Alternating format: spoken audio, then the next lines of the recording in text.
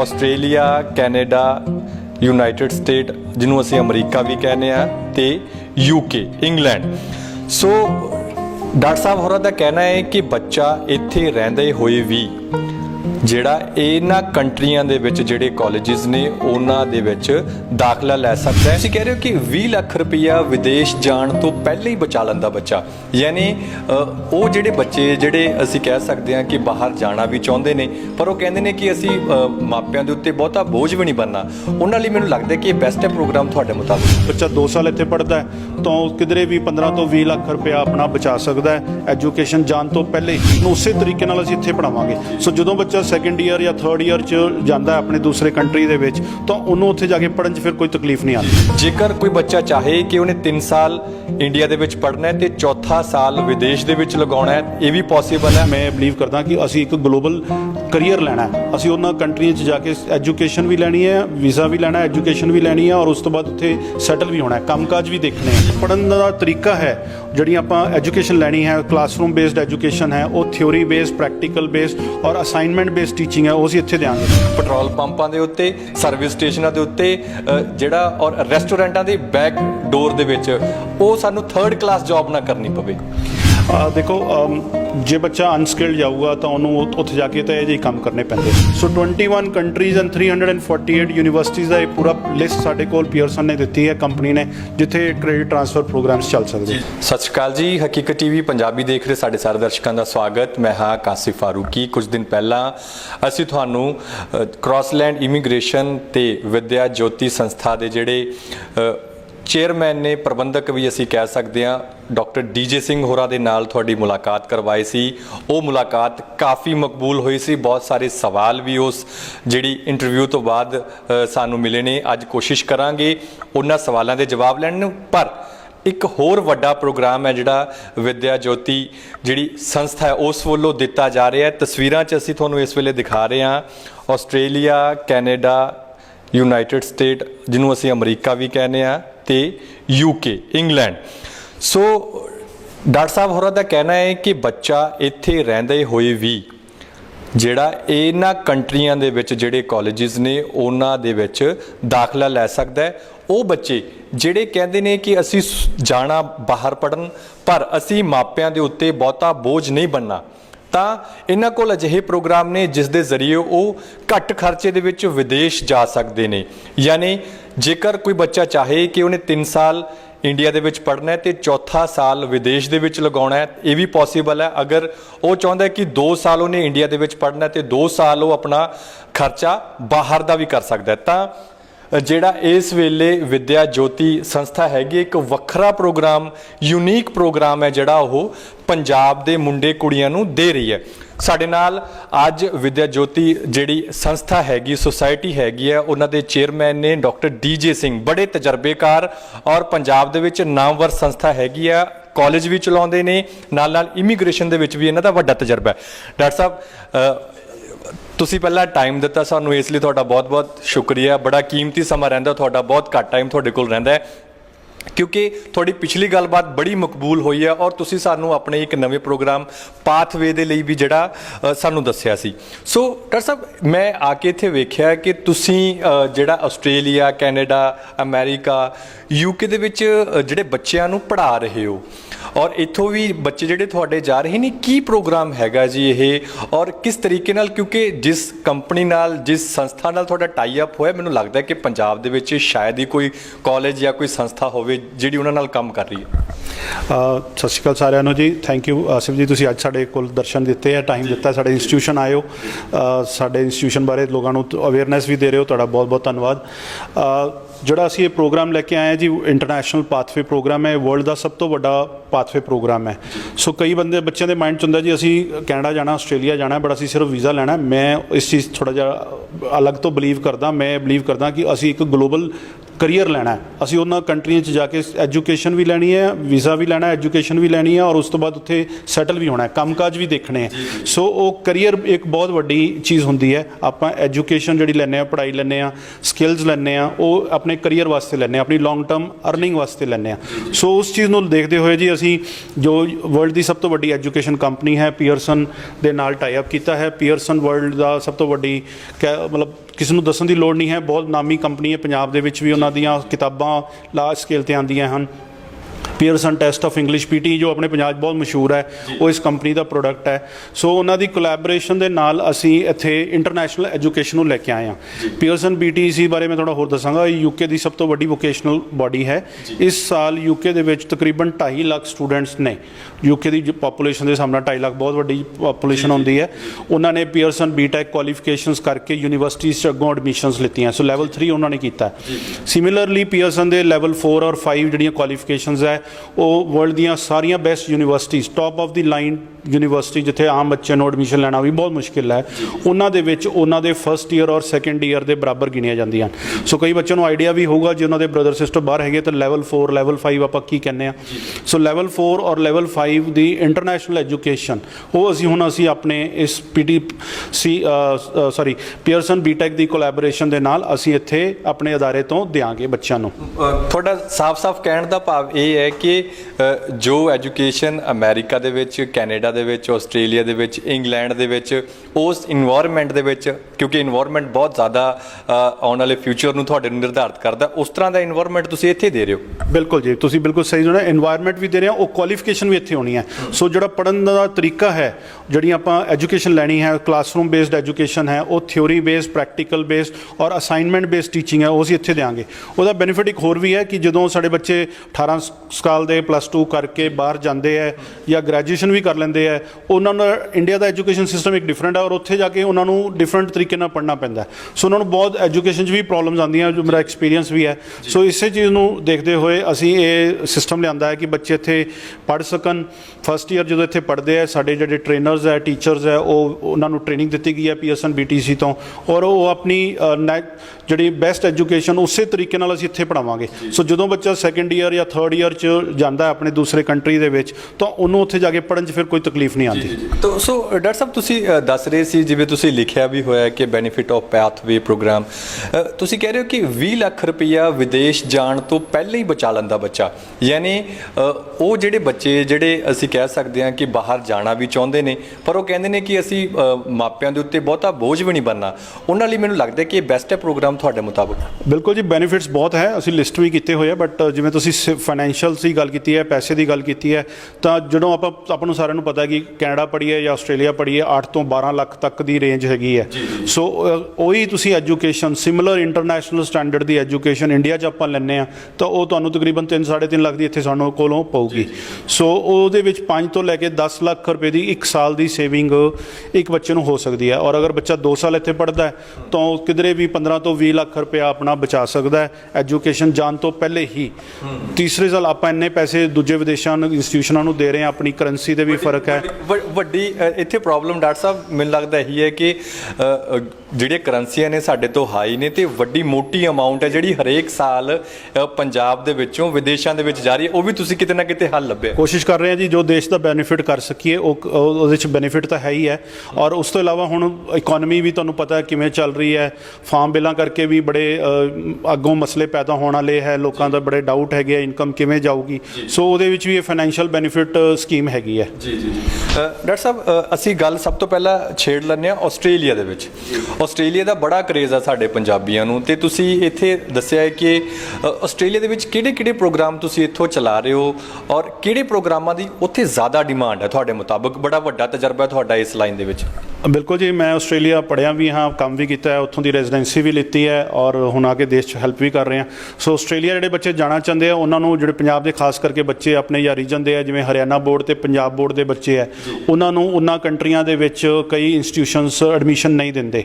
ਸੋ ਅਗਰ ਉਹ ਇੱਥੇ ਫਸਟ ਈਅਰ ਪੜ੍ਹ ਲੈਂਦੇ ਆ ਤਾਂ ਉਹ ਇੱਕ ਇੰਟਰਨੈਸ਼ਨਲ ਸਟੂਡੈਂਟ ਬਣ ਜਾਂਦੇ ਆ ਔਰ ਉਹਨਾਂ ਨੂੰ ਅੱਗੇ ਸੈਕੰਡ ਈਅਰ 'ਚ ਐਡਮਿਸ਼ਨ ਆਸਾਨ ਹੈ। ਸੋ ਪੰਜਾਬ ਬੋਰਡ ਦੇ ਬੱਚੇ, ਹਰਿਆਣਾ ਬੋਰਡ ਦੇ ਬੱਚੇ ਜਾਂ ਸਟੇਟ ਬੋਰਡ ਦੇ ਬੱਚੇ ਜਿਨ੍ਹਾਂ ਨੂੰ ਲੈਵਲ 1 ਦੀ ਯੂਨੀਵਰਸਿਟੀ 'ਚ ਡਾਇਰੈਕਟ ਐਡਮਿਸ਼ਨ ਨਹੀਂ ਨਹੀਂ ਮਿਲਦੀ ਉਹ ਸਾਡੇ ਥਰੂ ਇੱਥੋਂ ਜਾ ਸਕਦੇ ਹੈ। ਸੈਕੰਡਲੀ ਫਾਈਨੈਂਸ਼ੀਅਲ ਬੈਨੀਫਿਟ, ਆਸਟ੍ਰੇਲੀਆ ਦੀ ਪੜ੍ਹਾਈ ਸਭ ਤੋਂ ਮਹਿੰਗੀ ਹੈ। ਅਗਰ ਆਪਾਂ ਇਹਨਾਂ ਨਾਲ ਗੱਲ ਕਰੀਏ, ਕਿਧਰੇ ਵੀ $26,000 ਤੋਂ ਸ਼ੁਰੂ ਹੁੰਦੀ ਹੈ। ਸੋ 13 ਲੱਖ ਉਹ ਫਾਈਨੈਂਸ਼ੀਅਲ ਬੈਨੀਫਿਟ ਆਸਟ੍ਰੇਲੀਆ ਵਾਸਤੇ ਹੈਗਾ। ਔਰ ਉਸ ਤੋਂ ਇਲਾਵਾ ਜਿਹੜੀ ਉੱਥੋਂ ਦੀ ਇੰਗਲਿਸ਼ ਦੀ ਰਿਕੁਆਇਰਮੈਂਟ ਹੈਗੀ ਹੈ, ਉਹ ਵੀ ਜੇ ਅੱਛੀ ਯੂਨੀਵਰਸਿਟੀ ਲਈਏ ਤਾਂ 6 ਈਚ ਮੰਗਦੀਆਂ।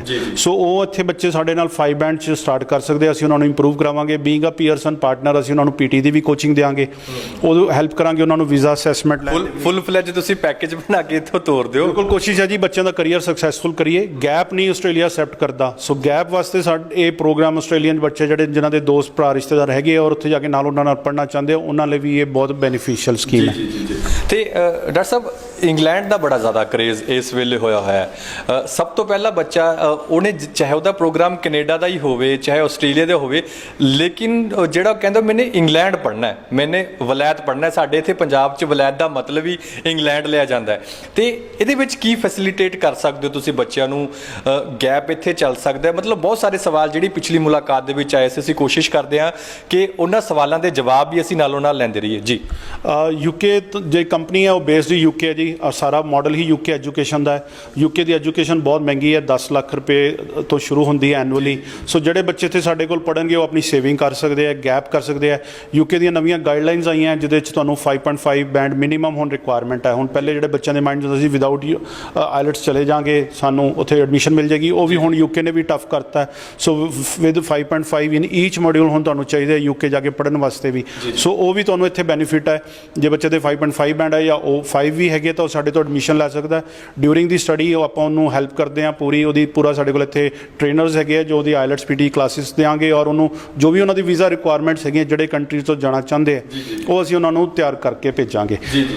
ਤੇ ਡਾਕਟਰ ਸਾਹਿਬ, ਕੈਨੇਡਾ ਦੀ ਗੱਲ ਕਰੀਏ ਆਪਾਂ, ਮੇਨ ਮੁੱਦੇ 'ਤੇ ਆਈਏ ਕਿਉਂਕਿ ਸਾਡੇ ਪੰਜਾਬੀਆਂ ਨੂੰ ਜਹਾਜ਼ੇ ਚੜ੍ਹਨਾ ਅਤੇ ਜਹਾਜ਼ੇ ਜਾਣਾ ਵੀ ਅਸੀਂ ਕੈਨੇਡਾ ਹੀ ਹੈ। ਅਤੇ ਕੈਨੇਡਾ ਦੇ ਵਿੱਚ ਕਿਸ ਤਰੀਕੇ ਨਾਲ ਕਿਹੜੇ ਪ੍ਰੋਗਰਾਮ, ਜਿਵੇਂ ਕਿ ਤੁਸੀਂ ਦੱਸਿਆ ਕਿ ਤੁਸੀਂ ਬਿਜ਼ਨਸ ਦੇ ਵਿੱਚ ਹੋਸਪਿਟੈਲਿਟੀ, ਟੂਰਿਜ਼ਮ ਹੈਗਾ, ਇਸੇ ਤਰੀਕੇ ਨਾਲ ਗ੍ਰਾਫਿਕ ਡਿਜ਼ਾਈਨਿੰਗ ਹੈਗੀ ਹੈ ਇੱਥੇ, ਔਰ ਹੈਲਥ ਔਰ ਐਜੂਕੇਸ਼ਨ, ਜਿਹੜੀ ਇਸ ਫੀਲਡ ਦੇ ਵਿੱਚ ਇਸ ਸੰਸਥਾ ਦੇ ਵਿੱਚ ਡਾਕਟਰ ਸਾਹਿਬ ਮੈਨੂੰ ਲੱਗਦਾ ਤੁਹਾਡੀ ਮੁਹਾਰਤ ਹੈ ਕੈਨੇਡਾ ਦੇ ਵਿੱਚ। ਪਹਿਲਾਂ ਤਾਂ ਸਾਨੂੰ ਇਹ ਦੱਸੋ ਕਿ ਜਿਹੜੇ ਬੱਚੇ ਸਾਨੂੰ ਪੁੱਛ ਰਹੇ ਸੀ ਪਿਛਲੀ ਮੁਲਾਕਾਤ ਦੇ ਵਿੱਚ ਕਿ ਅਸੀਂ ਪ੍ਰੋਫੈਸ਼ਨ ਕਿਹੜਾ ਚੂਜ਼ ਕਰੀਏ ਤਾਂ ਕਿ ਸਾਨੂੰ ਜਾ ਕੇ ਉੱਥੇ ਪੈਟਰੋਲ ਪੰਪਾਂ ਦੇ ਉੱਤੇ, ਸਰਵਿਸ ਸਟੇਸ਼ਨਾਂ ਦੇ ਉੱਤੇ ਜਿਹੜਾ ਔਰ ਰੈਸਟੋਰੈਂਟਾਂ ਦੀ ਬੈਕ ਡੋਰ ਦੇ ਵਿੱਚ ਉਹ ਸਾਨੂੰ 3rd ਕਲਾਸ ਜੌਬ ਨਾ ਕਰਨੀ ਪਵੇ। ਦੇਖੋ ਜੇ ਬੱਚਾ ਅਨਸਕਿਲਡ ਜਾਊਗਾ ਤਾਂ ਉਹਨੂੰ ਉੱਥੇ ਜਾ ਕੇ ਤਾਂ ਇਹ ਜਿਹੇ ਕੰਮ ਕਰਨੇ ਪੈਂਦੇ। ਜੇ ਉਹ ਇੱਥੋਂ ਆਪਣੀ ਐਜੂਕੇਸ਼ਨ ਲੈ ਕੇ ਇੱਕ ਬੇਸਿਕ ਫੰਡਾਮੈਂਟਲਸ ਆਪਣੀ ਕਲੀਅਰ ਕਰਕੇ ਜਾਂਦਾ ਹੈ, ਕਿਉਂਕਿ ਬੱਚਿਆਂ ਦੇ ਪ੍ਰੈਸ਼ਰ ਹੁੰਦਾ 20 ਘੰਟੇ ਕੰਮ ਵੀ ਕਰਨਾ ਹੈ, ਆਪਣੀ ਅਰਨਿੰਗ ਵੀ ਕਰਨੀ ਹੈ, ਅੱਗੋਂ ਸ਼ਾਇਦ ਅਗਲੇ ਸਾਲ ਦੀ ਫੀਸ ਵੀ ਇਕੱਠੀ ਕਰਨੀ ਹੈ। ਸੋ ਇਹਨਾਂ ਚੀਜ਼ਾਂ ਨੂੰ ਅਗਰ ਉਹ ਸਕਿੱਲ ਲੈ ਕੇ ਜਾਂਦੇ ਆ ਤਾਂ ਉਹਨਾਂ ਨੂੰ ਇਹ ਜਿਹੀ ਜੌਬਸ ਨਹੀਂ ਕਰਨੀਆਂ ਪੈਂਦੀਆਂ। ਸੋ 1 ਸਾਲ ਇੱਥੇ ਪੜ੍ਹਨ ਦਾ ਬੈਨੀਫਿਟ ਇਹੀ ਹੋਊਗਾ ਕਿ ਉਹਨਾਂ ਕੋਲ ਉਹ ਸਕਿੱਲਸ ਆ ਜਾਣਗੀਆਂ ਔਰ ਜਾ ਕੇ ਉਹ ਕੰਮ ਕਰ ਸਕਦੇ ਆ। ਜਿਹੜੇ ਅਸੀਂ ਇੱਥੇ ਪ੍ਰੋਗਰਾਮ ਸ਼ੁਰੂ ਕੀਤੇ ਉਹ ਉਹੀ ਪ੍ਰੋਗਰਾਮ ਹੈ ਜਿਨ੍ਹਾਂ ਦੀ ਉੱਥੇ ਹਾਈ ਡਿਮਾਂਡ ਹੈ। ਬਿਜ਼ਨਸ ਸਟੂਡੈਂਟਸ ਬਹੁਤ ਜਾਂਦਾ ਹੈ। ਬਿਜ਼ਨਸ ਸਟੂਡੈਂਟ ਕੈਨੇਡਾ ਜਾਂਦਾ, ਉਹਨਾਂ ਨੂੰ ਇੱਕ ਹੋਰ ਬੜੀ ਪ੍ਰੋਬਲਮ ਆਉਂਦੀ ਹੈ ਕਾਮਰਸ ਦੇ ਬੱਚਿਆਂ ਨੂੰ ਆਪਣਿਆਂ ਨੂੰ, ਉਹਨਾਂ ਕੋਲ ਮੈਥ ਨਹੀਂ ਹੁੰਦਾ। ਸੋ ਮੈਥ ਜਿਨ੍ਹਾਂ ਕੋਲ ਬੱਚਿਆਂ ਕੋਲ ਨਹੀਂ ਹੈ, ਬਹੁਤ ਸਾਰੇ ਜਿਹੜੇ ਗੌਰਮੈਂਟ ਕਾਲਜਿਸ ਹੈਗੇ ਆ, ਪਬਲਿਕ ਕਾਲਜਿਸ ਹੈਗੇ ਆ, ਯੂਨੀਵਰਸਿਟੀਜ਼ ਹੈ ਕੈਨੇਡਾ ਦੀਆਂ, ਉਹ ਐਡਮਿਸ਼ਨਸ ਨਹੀਂ ਦਿੰਦੀਆਂ। ਸੋ ਬਾਏ ਜੁਆਇਨਿੰਗ ਦਿਸ ਪ੍ਰੋਗਰਾਮ ਉਹਨਾਂ ਦੀ ਇਹ ਪ੍ਰੋਬਲਮ ਵੀ ਸੈਟਲ ਹੋ ਜਾਂਦੀ ਬਿਕੋਜ਼ ਉਹਨਾਂ ਨੇ ਬਿਜ਼ਨਸ ਮੈਨੇਜਮੈਂਟ ਇੱਥੇ ਸਾਡੇ ਤੋਂ ਪਹਿਲੇ ਸਾਲ ਪੜ੍ਹ ਲਿਆ ਹੁੰਦਾ। ਸੋ ਜਿੰਨੇ ਵੀ ਅਸੀਂ ਇਹ ਪ੍ਰੋਗਰਾਮ ਲਾਂਚ ਕੀਤੇ ਆ, ਇਹ ਰਿਸਰਚ ਕਰਕੇ ਕੀਤੇ ਆ ਕਿ ਉੱਥੇ ਕਿਹੜੇ ਇਹਨਾਂ ਟ੍ਰੇਡਸ ਡਿਮਾਂਡ ਹੈ। ਸੋ ਉਹੀ ਪ੍ਰੋਗਰਾਮ ਯੂਜ਼ ਕੀਤੇ ਆ। ਬੱਚੇ ਇੱਥੋਂ ਆਪਣੇ ਪੰਜਾਬ 'ਚ ਜ਼ਿਆਦਾਤਰ ਹੋਸਪਿਟੈਲਿਟੀ, ਅਰਲੀ ਚਾਈਲਡਹੁੱਡ ਐਜੂਕੇਸ਼ਨ ਲੈ ਕੇ ਜਾਂਦੇ ਆ, ਹੈਲਥ ਐਡਮਿਨਿਸਟ੍ਰੇਸ਼ਨ ਲੈ ਕੇ ਜਾਂਦੇ, ਮੈਡੀਕਲ ਸਟੂਡੈਂਟ। ਸੋ ਸਾਰੇ ਹੀ ਆਰਟ, ਸਾਇੰਸ, ਕਾਮਰਸ ਤਿੰਨਾਂ ਸਟਰੀਮਸ ਦੇ ਬੱਚਿਆਂ ਦੇ ਲਈ ਅਸੀਂ ਇਹ ਪ੍ਰੋਗਰਾਮ ਲੈ ਕੇ ਆਏ ਹਾਂ। ਸੋ ਰੋਟੀ, ਕੱਪੜਾ ਔਰ ਮਕਾਨ ਜਿਹੜੇ ਬੇਸਿਕ ਨੀਡ ਆ, ਅਸੀਂ ਉਹਨਾਂ ਨੂੰ ਪੂਰਾ ਧਿਆਨ ਰੱਖਿਆ ਜੀ ਕਿ ਬੱਚਿਆਂ ਨੂੰ hospitality, fashion designing, graphics, business management ਪੂਰੇ ਪ੍ਰੋਗਰਾਮਸ 'ਚ ਕਵਰ ਕੀਤਾ ਜਾਵੇ। ਸੋ ਤੁਸੀਂ ਦੇਖਿਆ ਕਿ ਕੈਨੇਡਾ ਦੇ ਲਈ ਖਾਸ ਪ੍ਰੋਗਰਾਮ ਜਿਹੜੇ ਇੱਥੇ ਉਹ ਚਲਾਏ ਜਾ ਰਹੇ ਨੇ ਔਰ ਨਾਲੋਂ ਨਾਲ ਡਾਕਟਰ ਸਾਹਿਬ ਦਾ ਇੱਕ ਹੋਰ ਬੜਾ ਵਧੀਆ ਇੱਥੇ ਇਨੀਸ਼ੀਏਟਿਵ ਲਿਆ ਕਿ ਉਹ ਅਮਰੀਕਾ ਦੇ ਵਿੱਚ ਡਾਕਟਰ ਸਾਹਿਬ ਪੋਸੀਬਲ ਹੈਗਾ। ਮੈਨੂੰ ਲੱਗਦਾ ਕਿ ਅੱਜ ਦੇ ਟਾਈਮ ਜਿੰਨੀ ਜੁਗਾੜਬਾਜ਼ੀ ਅਮਰੀਕਾ ਦੇ ਲਈ ਹੋ ਰਹੀ ਹੈ, ਅਮਰੀਕਾ ਦੇ ਵਿੱਚ ਪੜ੍ਹਨ ਦੇ ਲਈ ਹੋ ਰਹੀ ਹੈ, ਉਹ ਮੈਨੂੰ ਲੱਗਦਾ ਕਿ ਕਿਸੇ ਮੁਲਕ 'ਚ ਵੀ ਨਹੀਂ ਹੁੰਦੀ। ਤੁਸੀਂ ਪੋਸੀਬਲ ਹੈ ਇਹ ਇਮਾਨਦਾਰੀ ਨਾਲ ਦੱਸੋ ਕਿ ਇਹ ਪੋਸੀਬਲ ਹੈ ਕਿ ਅਸੀਂ ਇੱਥੇ ਪਹਿਲਾਂ 2 ਸਾਲ ਇੱਥੇ ਤੁਹਾਡੇ ਕੋਲ ਪੜ੍ਹੇ ਬੱਚਾ ਤੇ ਉਸ ਤੋਂ ਬਾਅਦ ਅਮਰੀਕਾ ਜਾ ਕੇ ਪੜ੍ਹ ਲਵੇ ਕਿਸੇ ਵੀ ਯੂਨੀਵਰਸਿਟੀ ਦੇ ਵਿੱਚ ਜਿਹੜੀ ਤੁਹਾਡੇ ਕੋਲ ਲਿਸਟਡ? ਹਾਂਜੀ, ਸਾਡੇ ਕੋਲ ਆਲਮੋਸਟ 89 ਯੂਨੀਵਰਸਿਟੀਜ਼ ਆਫ USA ਦੀਆਂ ਹੈਗੀਆਂ ਜਿਹੜੀਆਂ ਟਾਪ ਲਿਸਟਡ ਯੂਨੀਵਰਸਿਟੀਜ਼ ਹੈ। ਉਹਨਾਂ ਯੂਨੀਵਰਸਿਟੀਜ਼ ਦੇ ਨਾਲ ਪਾਥਵੇ ਪ੍ਰੋਗਰਾਮ ਹੈ। Pearson company UK US based based company ਹੈਗੀ ਹੈ। USA ਦੀ ਜਿਹੜੀ ਤੁਸੀਂ ਗੱਲ ਕਰ ਰਹੇ ਹੋ ਬੱਚਿਆਂ ਨੂੰ ਪ੍ਰੋਬਲਮਸ ਆਉਂਦੀਆਂ, US ਐਮਬੈਸੀ ਬੜੀ ਚੂਜ਼ੀ ਹੈ, 2-2 3-3 ਵਾਰ ਇੰਟਰਵਿਊਜ਼ ਤੋਂ ਬਾਅਦ ਬੱਚਿਆਂ ਦੀ ਰਿਜੈਕਸ਼ਨਸ ਤੋਂ ਬਾਅਦ ਫਿਰ ਵੀ ਜਾ ਕੇ ਵੀਜ਼ਾ ਦਿੰਦੀ ਹੈ। ਇਸ ਤਰ੍ਹਾਂ ਨਹੀਂ ਹੈ ਕਿ ਵੀਜ਼ਾ ਨਹੀਂ ਦਿੰਦੇ। ਅਗਰ ਆਪਾਂ ਨੰਬਰਸ ਦੀ ਗੱਲ ਕਰੀਏ ਤਾਂ highest number of student India ਤੋਂ ਵੀ ਅਤੇ ਵਰਲਡ ਤੋਂ ਵੀ USA ਜਾ ਕੇ ਪੜ੍ਹਦੇ ਆ। USA ਦੀਆਂ ਯੂਨੀਵਰਸਿਟੀਜ਼ ਹਾਰਵਰਡ ਹੋਈਆਂ ਜਾਂ ਹੋਰ ਟੌਪ ਯੂਨੀਵਰਸਿਟੀ ਸਟੇਟ ਯੂਨੀਵਰਸਿਟੀਜ਼ ਹੈਗੀਆਂ, ਦੇ ਆਰ ਵਰਲਡ ਬੈਸਟ। ਇਹਦਾ ਤਾਂ ਕੋਈ ਕੰਪੈਰੀਜ਼ਨ ਕੋਈ ਚੈਲੰਜ ਨਹੀਂ ਕਰ ਸਕਦਾ। ਸੋ ਹਰ ਕੋਈ ਚਾਹੁੰਦਾ ਆਪਾਂ ਬੈਸਟ ਯੂਨੀਵਰਸਿਟੀ 'ਚ ਪੜ੍ਹੀਏ, ਲੇਕਿਨ USA ਉਸੇ ਤਰੀਕੇ ਨਾਲ ਬੈਸਟ ਸਟੂਡੈਂਟ ਵੀ ਲੈਣਾ ਚਾਹੁੰਦਾ। ਉਹ ਸਟੂਡੈਂਟ ਲੈਣਾ ਚਾਹੁੰਦਾ ਜਿਹੜੇ ਪੜ੍ਹ ਸਕਦੇ ਆ, ਜਿਹੜੇ ਅੱਗੇ ਜਾ ਸਕਦੇ ਆ, ਉੱਥੇ ਜਾ ਕੇ ਸਸਟੇਨ ਕਰ ਸਕਦੇ ਆ, ਉਹਨਾਂ ਕੋਲ ਸਕਿੱਲਸ ਵੀ ਹੋਣ ਇਸ ਚੀਜ਼ ਦੀਆਂ।